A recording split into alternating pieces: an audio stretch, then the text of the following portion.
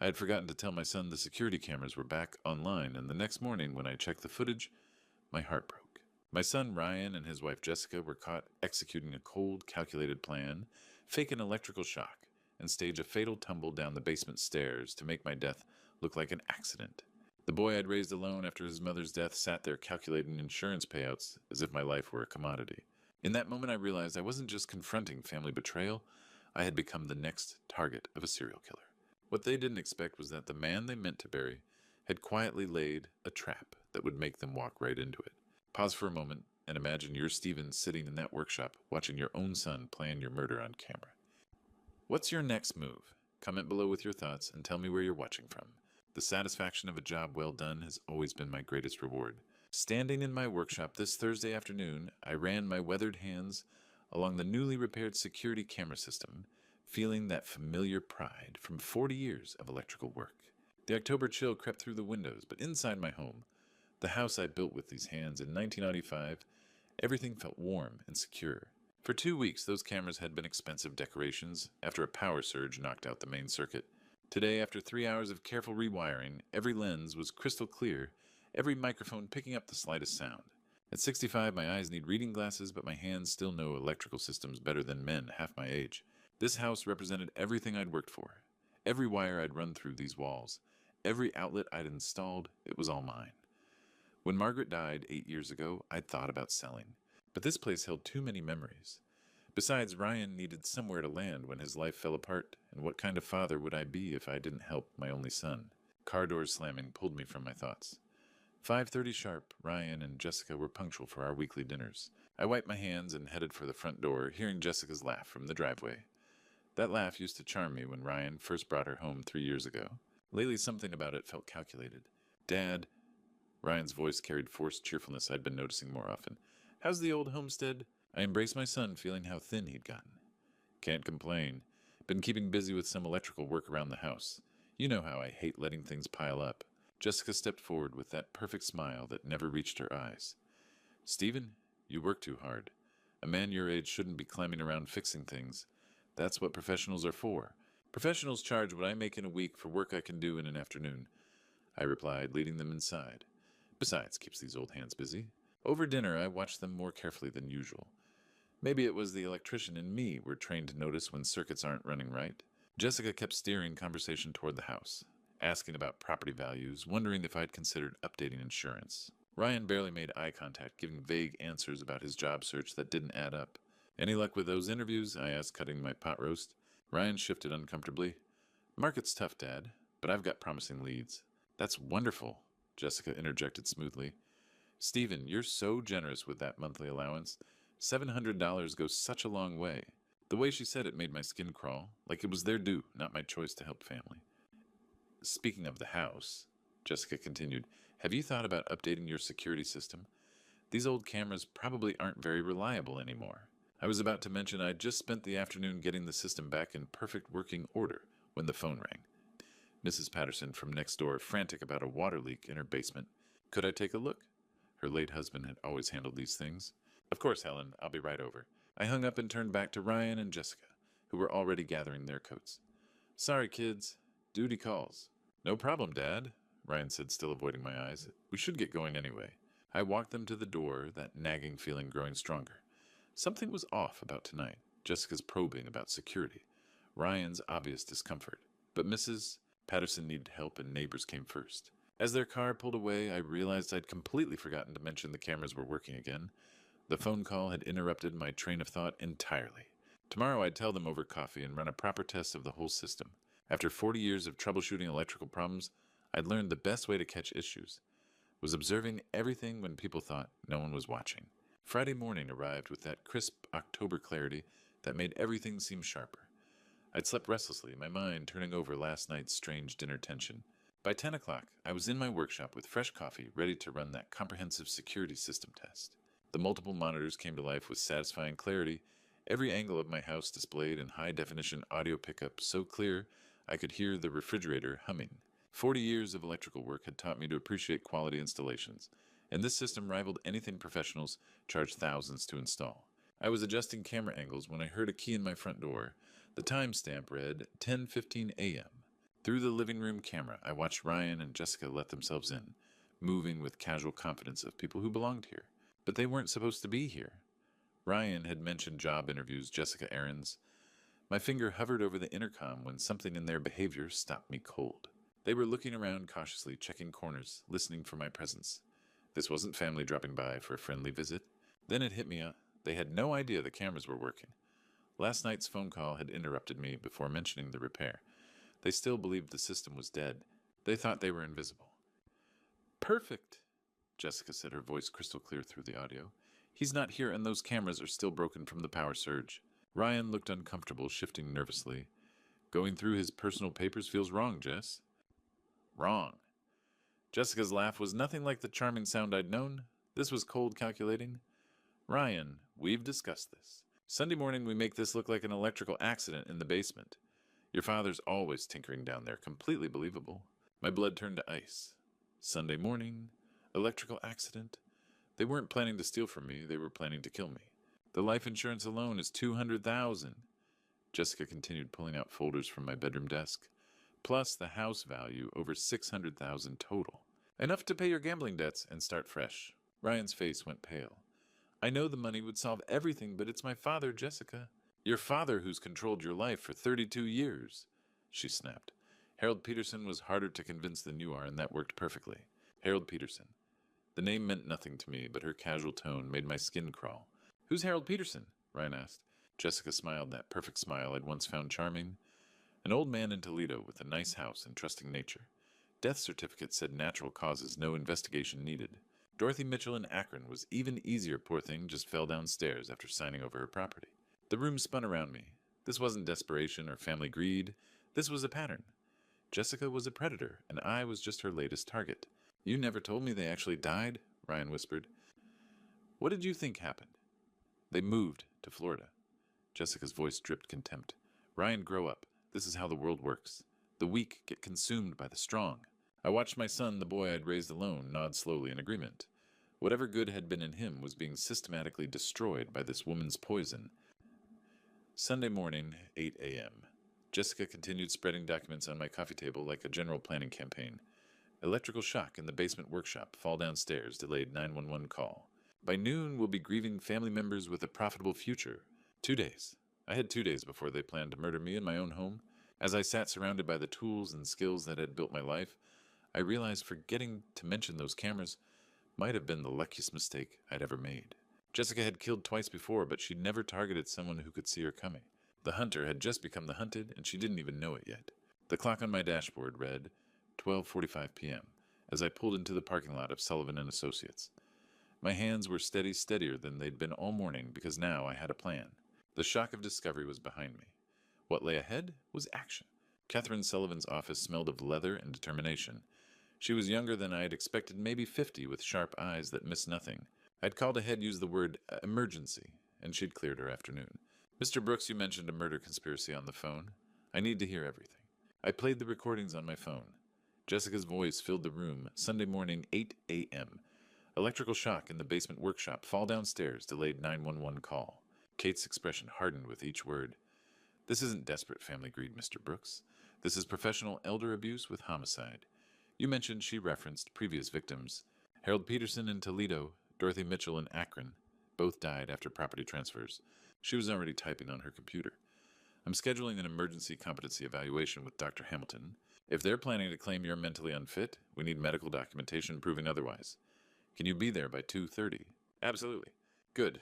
I'm also calling my private investigator. If this woman has done this before, there'll be records. Dr. Hamilton's clinic was a 15-minute drive through familiar neighborhoods that suddenly felt foreign. Everything looked the same, but I was seeing it all through the lens of someone marked for death in 36 hours. The cognitive evaluation was thorough memory tests, problem-solving exercises, questions about current events. Dr. Hamilton had been my physician for over a decade, and her concern was genuine. Stephen, your cognitive function is excellent, better than most men 20 years younger. She signed the official documentation with authority. What you've described isn't paranoia. It's survival instinct responding to a real threat. By 3:30, I was back in Kate's office, where her investigator had news that changed everything. Jessica Williams doesn't exist, he announced, spreading documents across Kate's desk. Real name is Jennifer Walsh. She's wanted in connection with 2 suspicious deaths, Harold Peterson in Toledo and Dorothy Mitchell in Akron. Both cases remain open investigations. Kate leaned forward. Outstanding warrants. Active warrants in Ohio. Financial fraud, elder abuse, and now suspected homicide. Local police can arrest on sight. The pieces were falling into place with terrifying clarity. Jennifer Walsh was a predator who specialized in elderly victims, and Ryan had delivered me to her like a gift-wrapped present. "What's our timeline?" Kate asked. "They're planning the murder for Sunday morning." That gives us, I checked my watch, 41 hours. More than enough. Kate was already reaching for her phone. "I'm calling Detective Frank Morrison. He heads the Elder Crimes Unit. With existing warrants and your recorded evidence, we can have her in custody before she knows what hit her. What about Ryan?" Kate's expression softened slightly. "Conspiracy to commit murder carries serious time, but if he cooperates and testifies against her, there might be options. The recordings make it clear she's the mastermind." By 4:30, our strategy was set. Tomorrow morning, Detective Morrison would review all evidence. The medical evaluation protected me against competency challenges. The outstanding warrants gave police immediate arrest authority. "Mr. Brooks," Kate said, as I prepared to leave, "you've done something remarkable here. Most victims of elder abuse never see it coming. You not only detected the threat, you're stopping a serial killer." Walking to my car, I felt something I hadn't experienced in years, the satisfaction of a plan coming together. Jennifer Walsh had made one crucial mistake. She'd assumed I was just another helpless old man waiting to be victimized. Tomorrow she'd learn that some prey fights back. The evening air carried the scent of autumn leaves and possibility. In 37 hours, either I'd be dead in my basement or Jennifer Walsh would be in handcuffs. I knew which outcome I was betting on. The house felt different when I returned that evening. Same walls, same furniture, but now every corner held the potential for evidence. I moved through my pre-dinner routine with practiced normalcy, while my enhanced surveillance system captured everything in crystal clarity. Ryan and Jessica arrived at 6 sharp, their Friday evening smiles as predictable as clockwork. But tonight, I was listening for more than dinner conversation. "How was your day, Dad?" Ryan asked, settling into his usual chair. "Productive," I replied, which was the understatement of the century. "Took care of some important business in town." Jessica's eyes sharpened slightly. "Oh, anything interesting? Just old man errands. Doctor visits, paperwork. You know how it is." The lie came easily. Let them think I was just another elderly fool shuffling through his remaining days. During dinner, Jessica excused herself to make a phone call.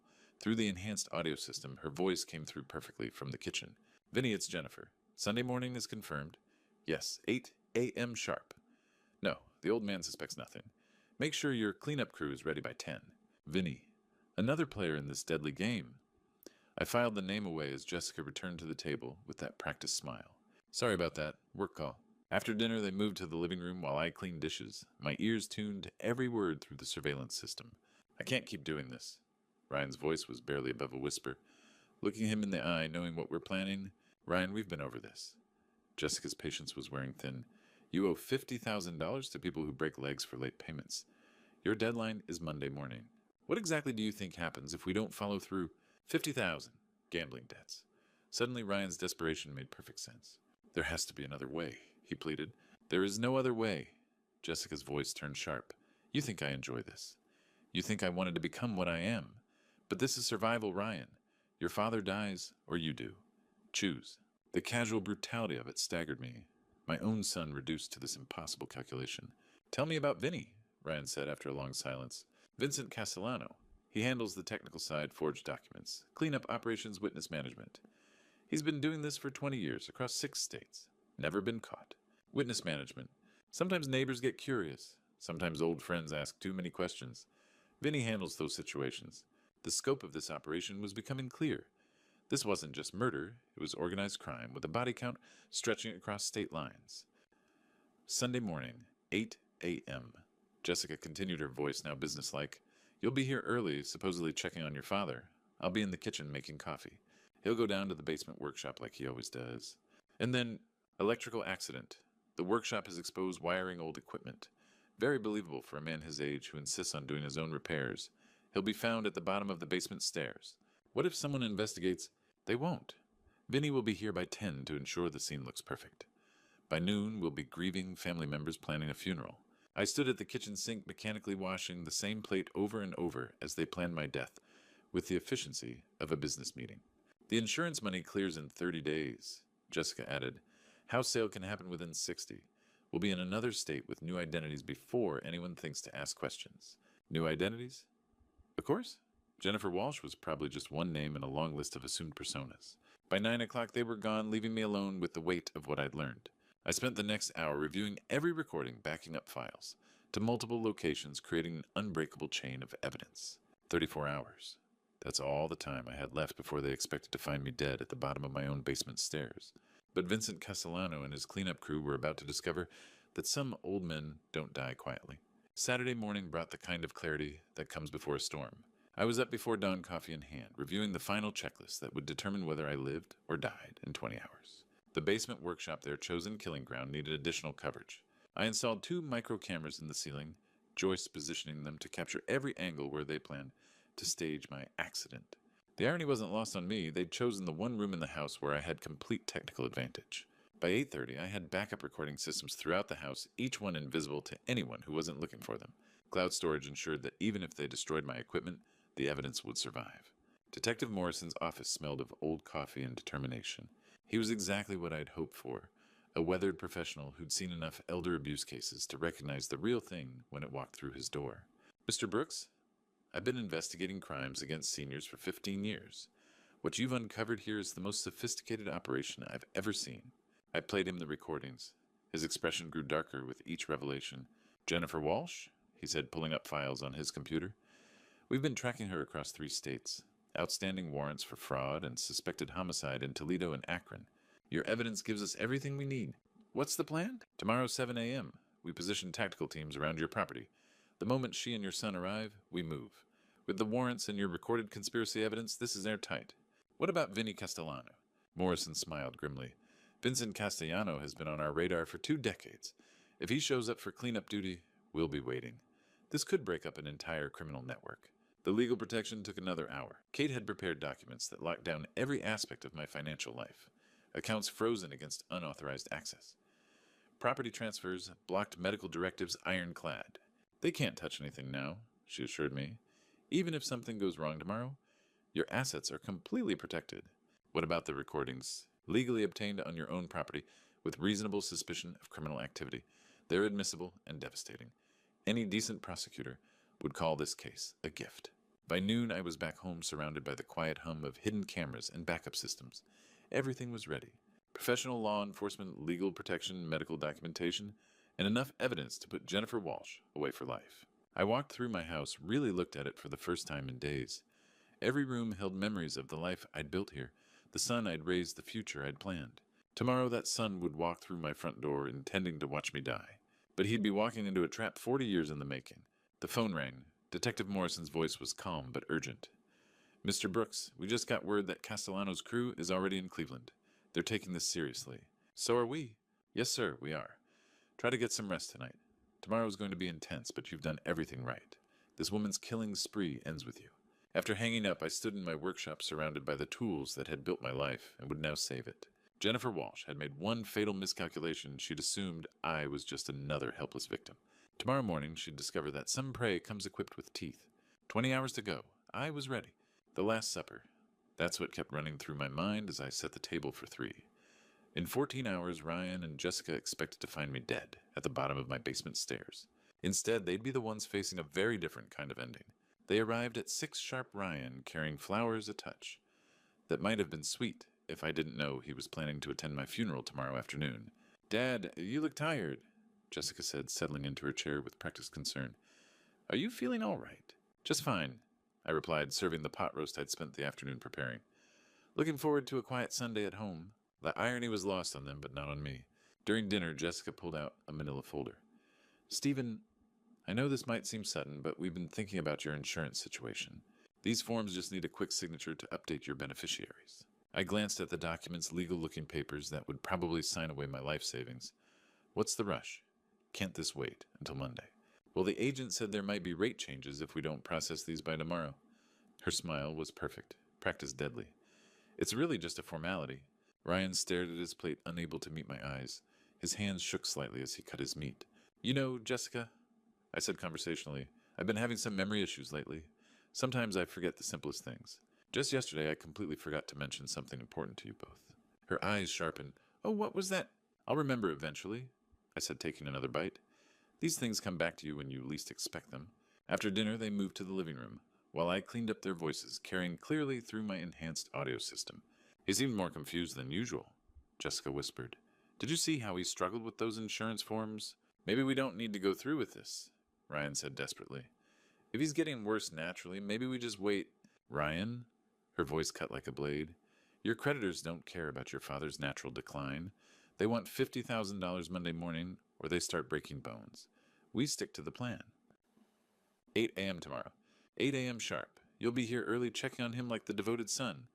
I'll be making coffee in the kitchen. He goes down to the basement like he always does on Sunday mornings.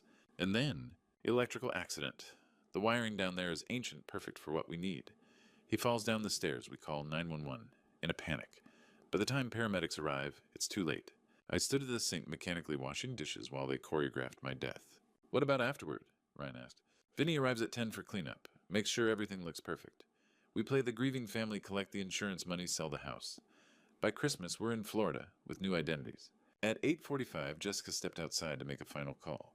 Through the window, I watched her pace the driveway. Vinny, it's Jennifer. Tomorrow, 8 a.m. Yes, everything's ready. The basement workshop, just like we discussed. 10 a.m. for cleanup. Make sure you bring the electrical equipment to stage the scene properly. When she came back inside, her mask was firmly in place. Well, we should let you get your rest, she said, kissing my cheek with lips that might as well have been ice. Big day tomorrow? Yes, I agreed. I have a feeling tomorrow will be very memorable. After they left, I walked through my house one final time, checking every camera, every backup system, every piece of evidence that would end Jennifer Walsh's killing spree forever. 11 hours. In 11 hours, Detective Morrison's tactical team would be in position. In 13 hours, Ryan and Jessica would walk through my front door expecting to commit murder. Instead, they'd walk into the most comprehensive trap I'd ever built. I poured myself a glass of whiskey, something I rarely did, and sat in my favorite chair. Tomorrow morning, either justice would be served or I'd be dead. But tonight, for these final hours, I was still Stephen Brooks, and I was ready for war. The countdown was almost over. 7 a.m. sharp. I was waiting in the living room when I heard their key in the lock. Ryan entered First Flowers and handed his alibi prop for being here early. Jessica followed, carrying a thermos of coffee and wearing the mask of a devoted daughter-in-law. Dad, you're up early, Ryan said, his voice carefully cheerful.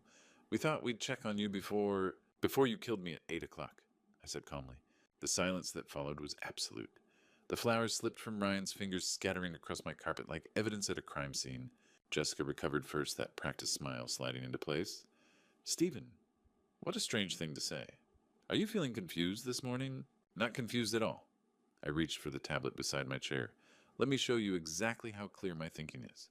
The first recording filled the room. Jessica's voice crystal clear through my enhanced audio system. Sunday morning, 8 a.m.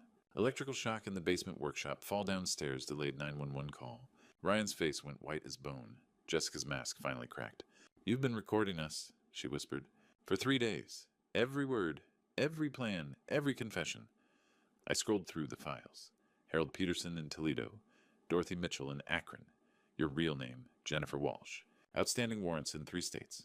This is impossible, Jessica snarled. Those cameras have been broken for weeks. I fixed them Thursday afternoon. I forgot to mention it Friday morning, the luckiest mistake of my life. I stood feeling stronger than I had in years. You see, Jennifer, you made one fatal error. You assumed I was just another helpless old man. Ryan collapsed into a chair, his face buried in his hands. Dad, I'm so sorry. I never wanted this. The gambling debts, the threats. $50,000, I said. That's what my life was worth to you. It wasn't supposed to be like this. Ryan's voice broke. She said it would look natural, that no one would get hurt. No one would get hurt. I played another recording, Jessica's cold voice describing Harold Peterson's death. Dorothy Mitchell's accident. She's killed before Ryan. You weren't helping her commit fraud. You were helping her commit murder. Jessica's composure shattered completely. You don't understand what it's like out there. These old fools sitting on fortunes while young people struggle. So you decided to speed up the inheritance process. They were going to die anyway. I just made it profitable. The confession was perfect, captured in high definition by cameras she never knew existed. But I wasn't done yet. Tell me about Vincent Castellano, I said. Who but her eyes gave her away? Vinny, your cleanup specialist. The man you called last night to coordinate removing evidence after my murder. Ryan looked up sharply. Murder? You said it would be an accident. It would have been, Jessica snapped. If your father hadn't turned into some kind of surveillance expert. Actually, I said, checking my watch, Vinny's not coming. None of your network is operational anymore.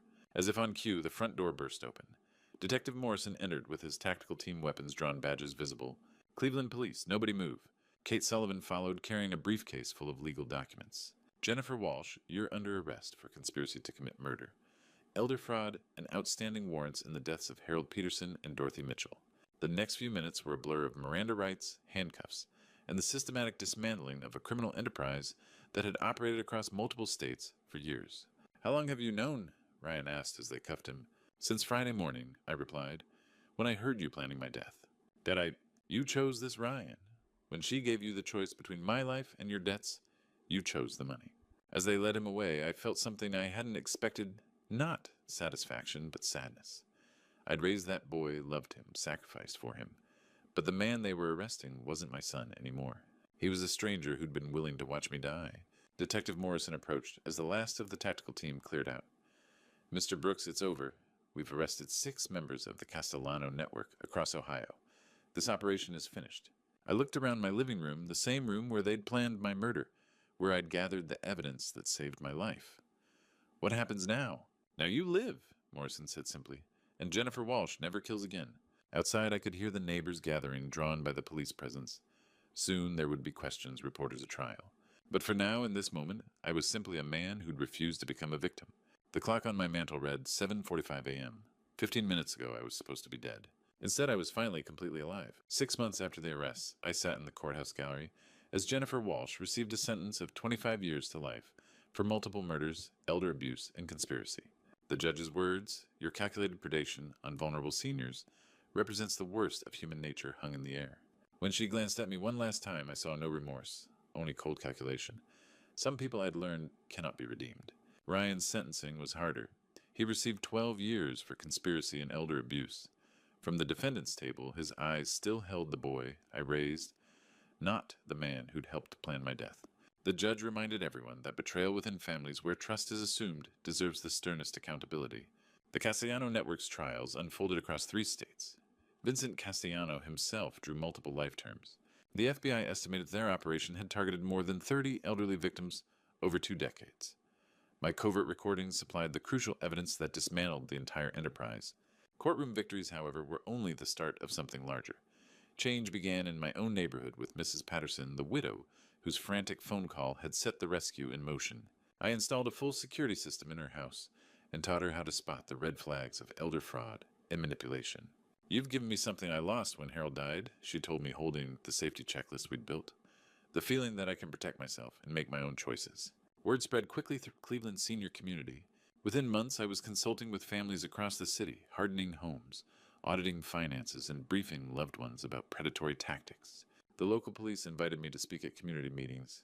Detective Morrison introduced me by saying I'd not only saved my own life, but shown how seniors could fight back against predators who assume they are helpless. The Ohio Attorney General's office asked me to help write elder protection protocols, and my story became central to a statewide awareness campaign. The message was simple and powerful. Age brings experience and practical skills to recognize and resist danger. Dr. Hamilton remained my physician and became a close friend and advocate. You've turned personal trauma into community purpose, she told me. That's not merely surviving, it's triumph. Kate Sullivan, my lawyer, and I led legal workshops teaching seniors how to protect assets and spot illicit schemes. My house transformed from a target into a fortress.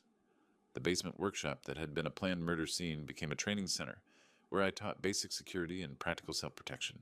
Neighbors began checking on each other. We formed an unbreakable network of mutual support.